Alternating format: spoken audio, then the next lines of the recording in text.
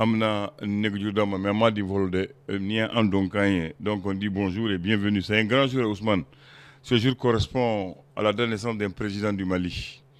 Et je vais lire quelque chose, ensuite je vais dire quel président dont il s'agit.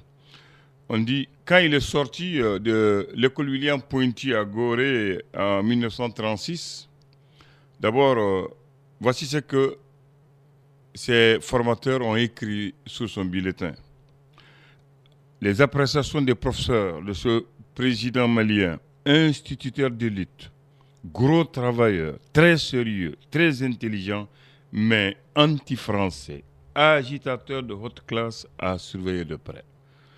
Alors, on a retrouvé ça le 9 juillet 1936 sous les archives de Modibo Keïta, le premier président du Mali. Ça, c'est à Gorée, au Sénégal. Il est rentré à Gorée en 1933, premier du Soudan, et il est sorti majeur de sa promotion sur 97 élèves de l'ensemble de l'Afrique de l'Ouest. Modibo Keïta, il a été le premier président de la République du Mali. Il a été le premier maire de Bamako en 1956 et le premier président de ce qu'on appelle président du gouvernement de la Fédération du Mali avec le Sénégal et le Soudan à l'époque. Lui-même était marié, père de 2 enfants, 2 filles, marié à 3 femmes, Mariam Traoré. Il y a Amina Haïdra dite Didi et Fatmata Diallo dite Fanta qui a les 2 filles de Modibo Keïta. Modibo Keïta lui-même est le fils de Daba Keïta et de Hatma Kamara. Il est le 4e fils d'une famille de 11 enfants.